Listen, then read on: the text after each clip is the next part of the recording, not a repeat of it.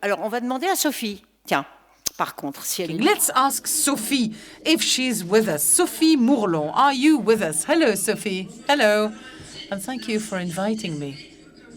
I'm sorry, Claude, as I indicated. I will have to leave in 5 minutes. I was told 10 to. No, it's 46. I'm sorry.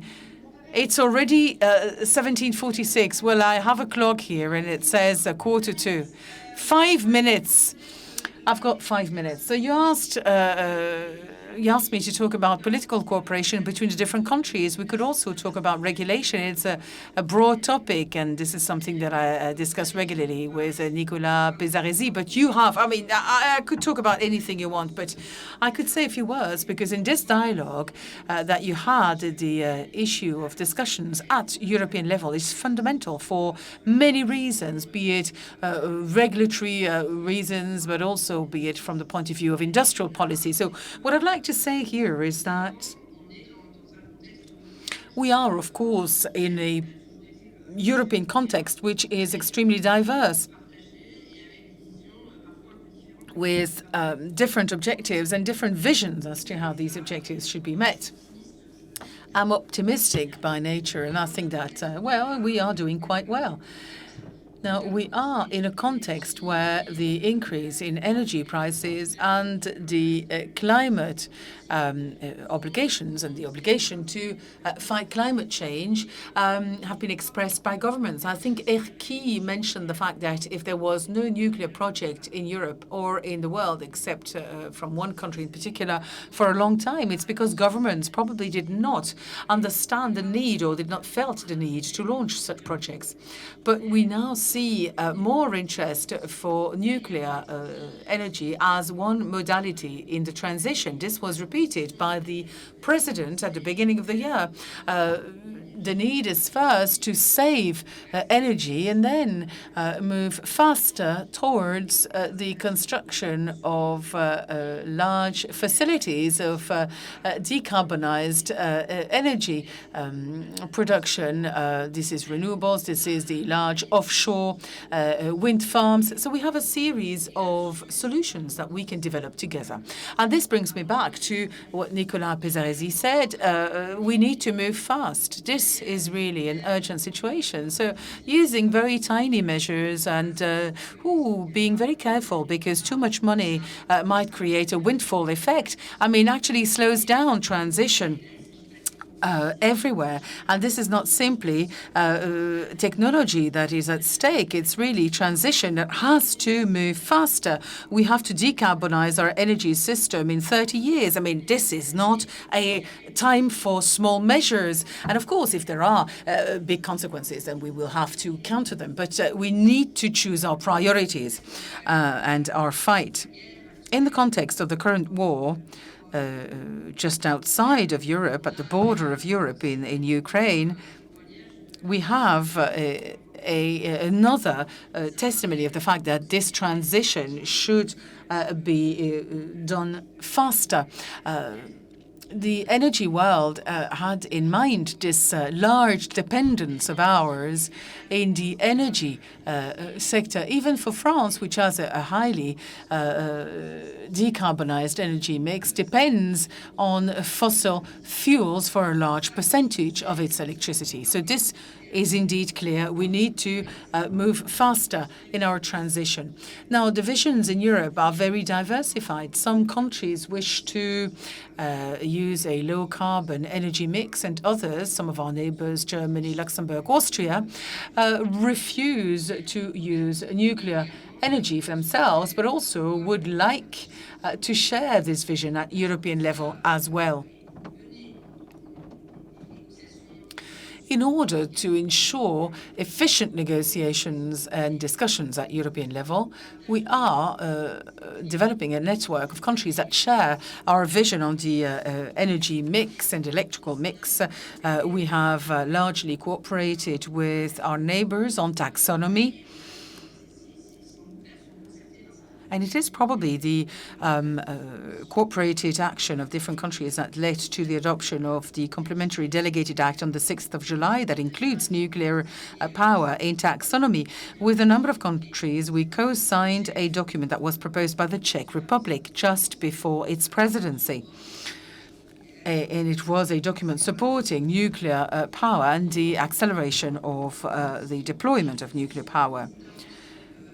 We had different presidencies, France, the Czech Republic, and then Sweden. We took advantage of these successions to work on various topics with countries that share a certain vision of the energy mix. We also work with our neighbors and partners to implement the best aid regulation procedures for the various projects of reactors, but I will not go into details in this because you discussed it before.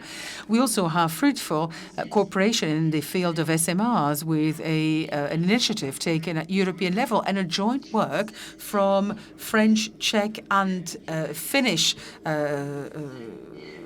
authorities to check the safety and security of the new designs. We have a close cooperation and support and solidarity when it comes to fuel supply. A certain number of our partners also depend on fuels which are adapted to a Russian-based technology, and we have to work on this. And I will finish with one thing. I'm sorry, I have to leave you. We also have cooperation in the industrial sector. It should still be deepened further with several countries that are about to launch projects for new reactors. There is a major industrial challenge at European level. I'm talking major projects. We have 6 EPRs, which is a program that will amount to 52 billion euros. So it's not a minor amount. And we have other industrial projects. This is something that we need to work on at European level with our partner countries to make sure the whole sector is capable of taking up the challenge at European level. Thank you very much for inviting me. I have to leave you, and I hope to see you very soon. Thank you very much, Sophie. It is a pity. Well, Sophie is gone, but we understand. At the same time, I mean, well, her roundtable was planned for 5 o'clock. We wanted to talk to her about the permanent structured cooperation, because this is something that we have in the field of defense, and it is in line with the treaty. You don't need to have the 27 member states. I mean, you could have less. So a permanent structured cooperation is very important because it's one way of developing common projects, joint projects in the sector, but also, why not, project of joint power plants, common power plants. I mean, this already exists in some of the member states. So why not multiply these initiatives? So we will ask Ladislav to take the floor. I've seen him on the screen.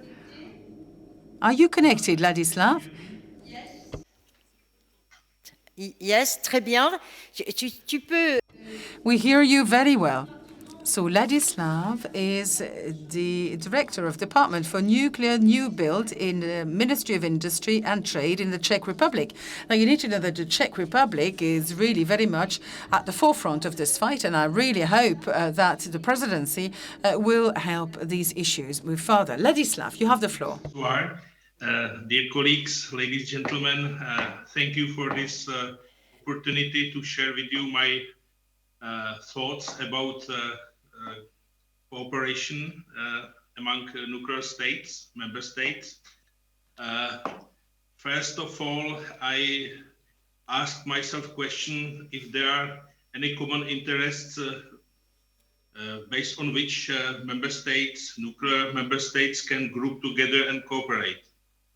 Definitely there are such common interests. Firstly, from my perspective,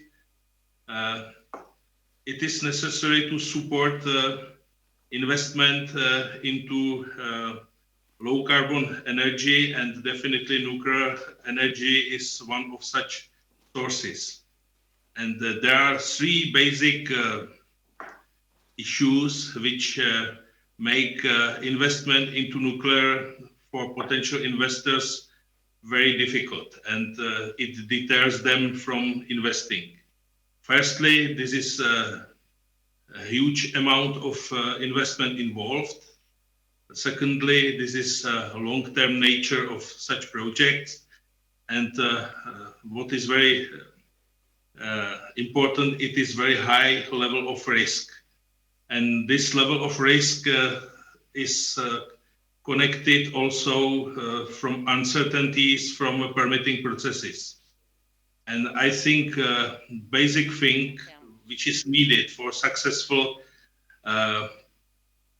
realization of nuclear investment is some fair legal framework which would avoid some unnecessary delays in permitting processes. And I think this is one of areas where, let's say, nuclear member states can cooperate. And I believe even that nuclear energy deserves some support mechanism, which is today granted to renewable resources. And in future, I think there can be situation that there will be some groups of member states which will use the same technology. So one day there can be one European nuclear fleet, or maybe more technologies used, and based on this, let's say, technological platform, they can be a very efficient future cooperation which can use some synergies in the areas like lessons learned, preparation and sharing of personnel, exchange of operational experience. Second question which I asked myself was if there is really some potential for permanent structured cooperation between member states. I think this is very difficult because nuclear states are not even majority, and there are some member states which are strongly opposing nuclear. And if we look on potential legal basis for such permanent structured cooperation, it can be realized under Treaty on the European Union. The only basis I can think of is Euratom Treaty. And on the other hand, I think if we look in general on potential cooperation, there is really a wide range of such cooperation. First is really supply chain. I think today still there is expertise in Europe for building new nuclear units, but this expertise is, let's say, limited. And if all planned projects will go on, and sometimes their schedule is such that there will be, let's say, in the same moment, concurrently, need for skilled experts, labor. So I think this is one area how to efficiently prepare resources to cover future needs, especially if there are some technology fleets. And another area is area of some standardization of designs, which would save huge money later in permitting and licensing. However, I should state that licensing should be kept definitely on a national level, and national regulators should have their full responsibility for such licensing. If I may mention some examples of already existing cooperation, Sophie already mentioned those examples. I wanted to stress, for example, cooperation between Czech regulator SUJB Finnish STUK and French ANS in joint evaluation of NUART SMR technology. I think this is very beneficial and let's say first a good example, and I can imagine this concept also for other designs, especially maybe from the US, and some regional approach combined with some common effort from other states can be very beneficial. On political level, already Sophie mentioned this declaration of support for taxonomy in joint letter signed by 10 ministers of EU countries. And I should mention maybe also cooperation of under so-called V4 group of Czech Republic, Slovakia, Hungary, and Poland, also in the, let's say, area of preparation of nuclear projects. So that was what came on my mind on this topic. Thank you for your attention. Un grand merci. Thank you very much. Yes, a round of applause. So maybe we can take one or two questions, and then I will suggest that we move on to the conclusions of today. And cooperation between states is important indeed, to go beyond the cooperation that was described. For example, taxonomy, that's a very good initiative of the Czech Republic, with the cooperation towards the Commission, but that's not enough. That's not an industrial nuclear policy. You see what I mean? We support it.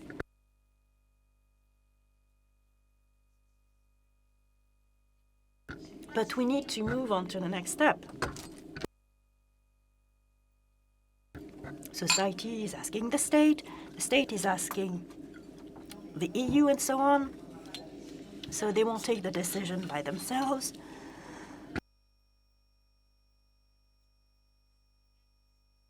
Le travail. We need to be able to organize the work and think and produce a future industrial policy. That's the issue. Now, we haven't heard everything, because even Attila, who didn't dare talk about the two VVRs being constructed in packs, I asked him about that because he's still working with the Russians. I mean, it's his choice, and this was ratified by the Commission. I mean, there are no sanctions at the moment adopted by the Commission in the nuclear sector. The Poles prefer the Americans. I mean, they don't dare saying it. But this does not contribute to creating a European sector. I understand that France is behind that, and France is really not appreciated in most countries. I mean, I'm French, so I can say so. I mean, there are reasons for that, certainly. We have to analyze them. But, you know, when there's an issue, I prefer to put it on the table and, well, reflect and ask why. And if we don't like it, well, too bad, because otherwise we won't find the right solution. I mean, we can answer questions that we never had before. I mean, this will not help us move any further. So in any case, if you don't have any questions on cooperation between states, because some important things were said before, Laura. Oh, there is one. Thank you. Good afternoon. Just a brief comment on strengthened or enhanced cooperation.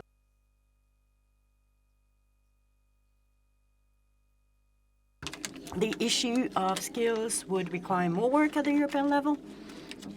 And if we look at the Euratom program, we have open access to postdoc research within Marie Curie, for example, and this program is only for postdoctorate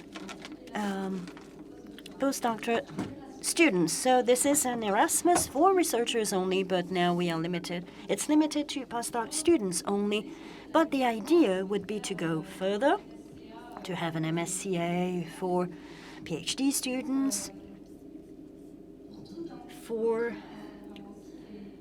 also for students, to go beyond just limiting ourselves just to this category, and that on the short term it could be a good objective to improve cooperation in research, in science, and so in the future in the industry. I agree with you that for many issues in this field, there are enhanced cooperations that are done, and it's possible. And we've heard ENDRA before on the issue of waste management. What they do is wonderful, but it's not enough. We've heard Orano on recycling, fuel, or uranium enrichment. It's wonderful, but it's not known enough. So I'm talking about a well-organized cooperation. Someone whispered to me, or Euratom, yes, but let's be careful. You need unanimity inside of it. And I'm not sure we can reform Euratom by proposing a vote to qualified majority. I'm not sure. But maybe we should give Euratom some missions that are based on a societal choice, supported by the EU and by the states. And if the states don't want it, that's okay. But they cannot stop it for the general interest. So they cannot oppose it. If they oppose it, they go to court. As they do with us, when... So Philip is whispering an agency. So why not an agency dedicated to setting up a policy that would do assessment of what has been done and then prospect on what we should have. But a European agency working in synergies with national agencies or even territorial agencies, because I'm not sure that a territory from the north of Europe has the same requirements than Brittany in France that has a 15 megawatt EPR, and there are areas that need an SMR. But for example, in France, if we want to renew 58 station renewal, we cannot do that with an SMR. Maybe they will be complementary to what we have, to an APR, but if we don't have the EPRs, we will not make it. I had calculated SMR is 200 megawatts, so we would need 600 of them or 200. My son said, no, you're wrong in the numbers. But we would need a lot of them. And an SMR is not quite small. It's not a little tiny, cute reactor. No, you need some space. You need the right conditions. You need transport. You need urban development and so on. So the SMR is not the miracle cure. Well, for today, I suggest that we stop our debate. No, unless there are questions. Erki, Sophie, Ladislav, if you're still here, maybe you want to say something? I agree that it would be nice if there is some common support of nuclear on a European level. This would facilitate implementation of nuclear not only in the Czech Republic but also in other countries. But how to do it at this moment, I don't know. I'm not sure if I caught all the conversation in French properly, but I tried. Non, mais tu peux parler anglais, il n'y a pas de souci. Hein. On a des excellents traducteurs.